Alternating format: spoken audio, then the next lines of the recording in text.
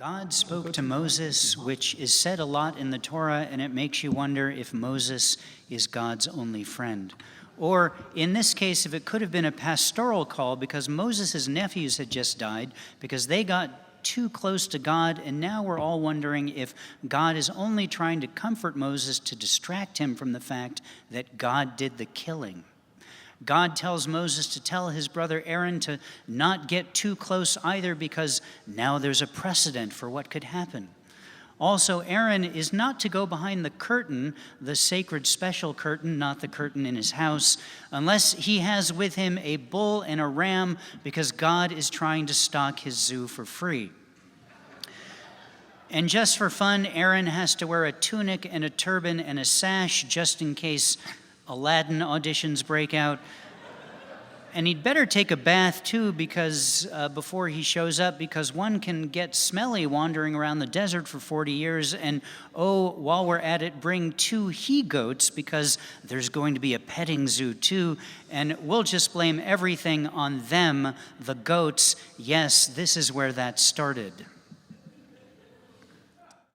Aaron shows up to the tent with the 2 he-goats. Apparently the she-goats were having a girl-goat night out. And he puts lots on them, which is like drawing straws or playing the lottery, and it will decide which goat gets burned up for God and which one gets to go out into the desert to get consumed by the demon Azazel. Oh, goody, both goats thought. Everybody's a winner in goat lottery.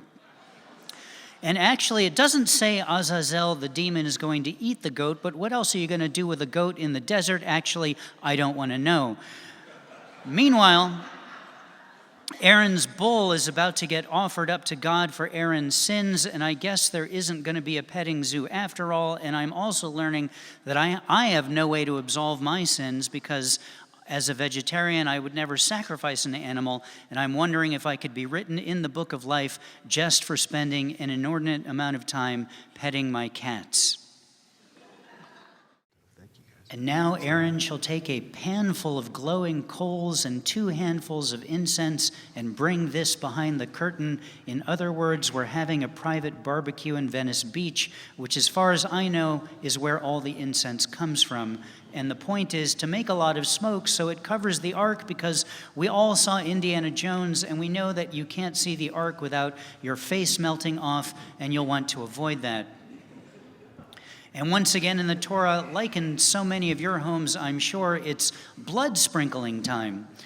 Sprinkle it 7 times. Sprinkle some behind the curtain. Sprinkle some right on the cover of the ark. And it's a bull, so don't worry, you have plenty of blood to work with. And maybe that's another good reason for all the smoke. You don't want to see the blood on all the holy things. And thus, with the sprinkling of blood everywhere, every one of the Israelites is now sin-free. Hurrah! Try this at home, kids. The next time you don't do your homework or lie about something, just sprinkle some blood around and tell your parents, whoopee, I'm sin-free. That's how Aaron did it, though he was alone in the tent behind a curtain, so who knows what went on in there. Don't eat blood, because your soul hangs out there, and you don't want to eat your soul, even if you're one of those people who really likes vampire stories told from the point of view of the vampire, and it seems really cool to eat blood. Just don't do it. Nobody, not the children of Israel, not anybody else, don't eat the blood. And by the way, if you trap a wild animal or bird that you may plan on eating later, and that wild animal or bird bleeds on the ground, do not eat that blood either. Cover it with dust, which I guess means if you plan on trapping a wild animal or bird, make sure you have some dust with you in case it spontaneously starts to bleed. But for the love of God, I mean literally for that, don't eat blood.